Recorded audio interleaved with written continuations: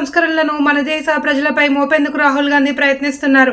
దేశ అభివృద్ధికి, భావితరాల అభ్యున్నతికి పాటుపడేది కేవలం ప్రధానమంత్రి నరేంద్ర మోడీ సాధ్యంతోనే, భాజపాతోనే సాధ్యం. ఆర్టికల్ 370, టెంపుల్ తలాక్, CAA తదితర చట్టాలు అమలుతో దేశ ప్రజలందరికీ సమాన హోదా కల్పించిన ఏకైక పార్టీ బీజేపీ.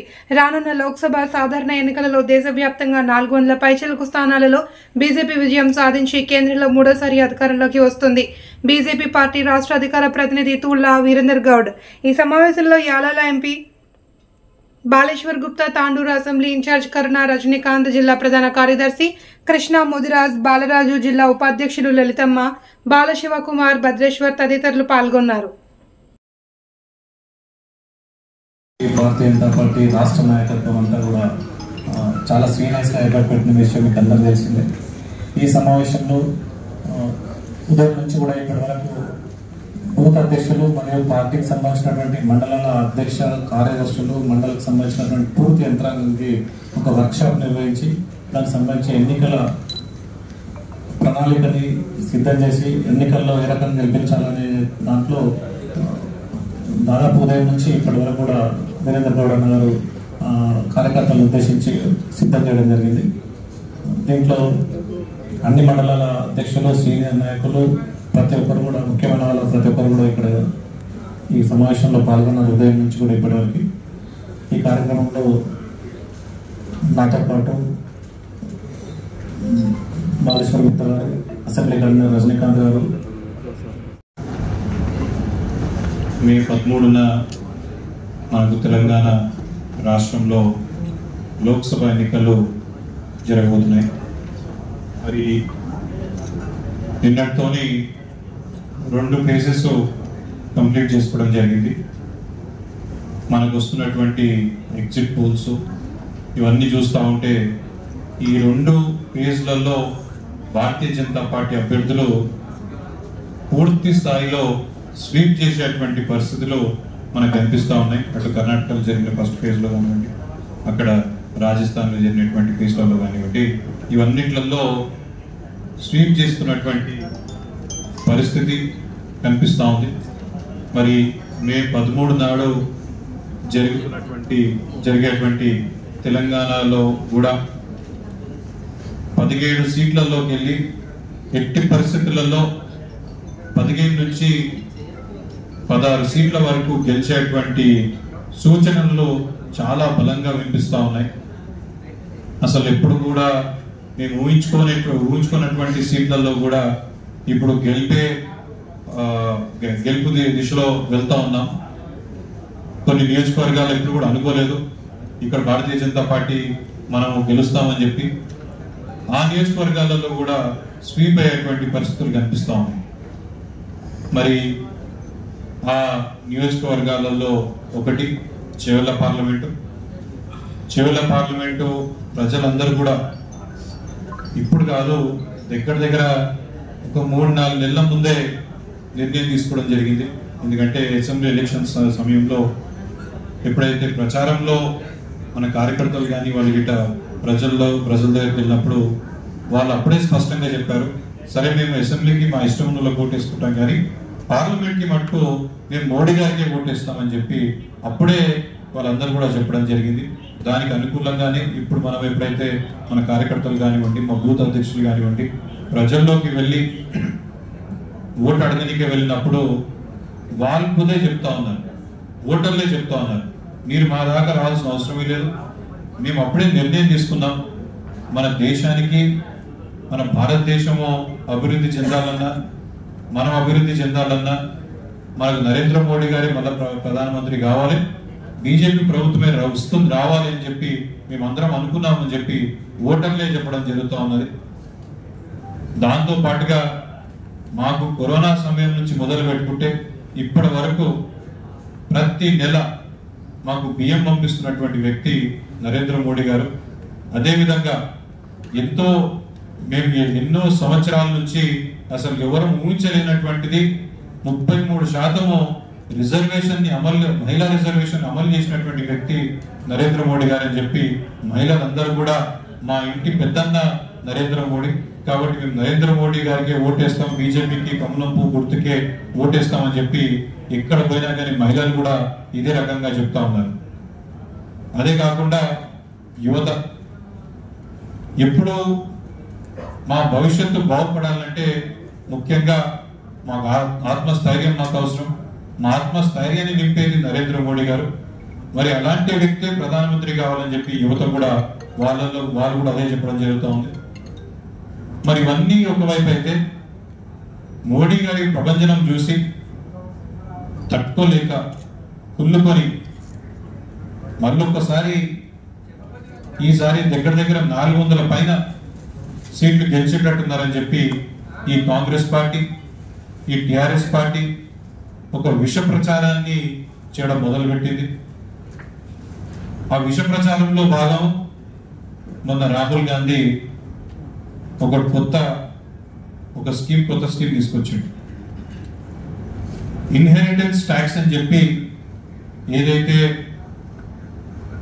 అక్కడ అమెరికాలో వేరే దేశాలలో అమల్లో ఉందో అట్లాంటి ఇన్హెరిటెన్స్ ట్యాక్స్ భారతదేశంలో కూడా తీసుకొస్తామని చెప్పి రాహుల్ గాంధీ గారు చెప్పారు. ఈ ఇన్హెరిటెన్స్ ట్యాక్స్ ఏంటంటే మనము భవిష్యత్, ఎందుకంటే భారతదేశంలో కుటుంబ వ్యవస్థ అనేది చాలా బలంగా ఉంటుంది. ఈ కుటుంబ వ్యవస్థ బలంగా ఉండడంతో జనరల్ గా ఏం చేస్తామంటే మనం ఏదైతే సంపాదన ఉంటుందో మనం సంపాదించింది కానివ్వండి, మనము మన పిల్లలకి ఇవ్వాలి, నా బిడ్డకో నా కొడుకుకో ఎన్నో ఏళ్ల నుంచి సంపాదించినటువంటి ఆస్తి కానివ్వండి, కూడగట్టుకున్నటువంటి డబ్బు కానివ్వండి మన పిల్లలకి ఇవ్వాలని చెప్పి ఎంతో మంది వీలునామా రాసుకొని చనిపోవడం జరుగుతుంది. అయితే ఇప్పుడు రాహుల్ గాంధీ గారు ఏమంటున్నారంటే, మీరు ఒక 10 లక్షలు అట్లా కూడబెట్టుకొని ఉంటే, మీరు అట్లా 10 లక్షల వరకు అట్లా సంపాదించుకొని ఉంటే, మీరు చనిపోయిన తర్వాత మీరు బతుకున్నాక కానీ మీ నుంచి మీ పిల్లలకు ఆ 10 లక్షలు పోవు, కేవలము 4.5 లక్షలు పోతే మిగతా 5.5 లక్షలు మేము తీసేసుకుంటాం, ప్రభుత్వం తీసేసుకుంటుందని చెప్పి రాహుల్ గాంధీ గారు ఇన్హెరిటెన్స్ ట్యాక్స్ తీసుకొచ్చేటువంటి ప్రస్తావన తీసుకొచ్చి పేదోళ్ళు ప్రతి ఒక్కరు కూడా మన పిల్లల కోసం, మన కుటుంబం క్షేమంగా ఉండాలని చెప్పి ఇప్పుడిప్పుడు ఆర్థికంగా బలపడుతూ వచ్చే తరాన్ని కూడా బలపరచాలని చెప్పి ఒక ఆలోచనతోని వాళ్ళు చేస్తున్న ఇన్వెస్ట్మెంట్స్ అన్నిటిపైన కూడా ఇన్హెరిటెన్స్ ట్యాక్స్ తీసుకొచ్చేటువంటి దుర్బుద్ధి, దురాలోచన ఈ రాహుల్ గాంధీ గారికి, ఈ కాంగ్రెస్ పార్టీకి ఉన్నది. మరి ఇలాంటి కాంగ్రెస్ పార్టీకి మనం ఓటేస్తే మన ఆస్తిలో సగానికి పైభాగము మనము కాంగ్రెస్ పార్టీ నాయకత్వానికి ఇచ్చేసినట్టు అవుతుందని చెప్పి ఈ సందర్భంలో మీ అందరికి కూడా తెలియజేస్తా ఉన్నాను. అదే కాకుండా గతంలో ఎన్నో సందర్భాలలో కాంగ్రెస్ పార్టీ నాయకత్వం చెప్పింది, మేము ప్రభుత్వంలోకి వస్తే 4%, 5% రిజర్వేషన్ ని ముస్లింస్ కి పెడతామని చెప్పి వాళ్ళు చెప్పడం జరిగింది. ఇది సాధ్యం కాదు, రాజ్యాంగ పరంగా ఇది సాధ్యం కాదు. ఎందుకంటే మతాల వారీగా రిజర్వేషన్స్ ఇచ్చినట్లయితే మత మార్పిడులు పెరుగుతాయి. కాబట్టి మతాల వారీగా రిజర్వేషన్స్ అనేది అమలు చేయడానికి సాధ్యం కాదు. రాజ్యాంగం దీన్ని అలౌ చేయదని చెప్పినా వారు మేము రాజ్యాంగం మార్చైనా సరే అవసరం వస్తే ఎస్సీ, ఎస్టీ, బీసీల రిజర్వేషన్ తక్కువ చేసినా సరే మేము ముస్లింలకు రిజర్వేషన్ ఇస్తామని చెప్పి ఈ కాంగ్రెస్ పార్టీ వాళ్ళు మొత్తం కంకణం కట్టుకొని తిరుగుతా ఉన్నారు.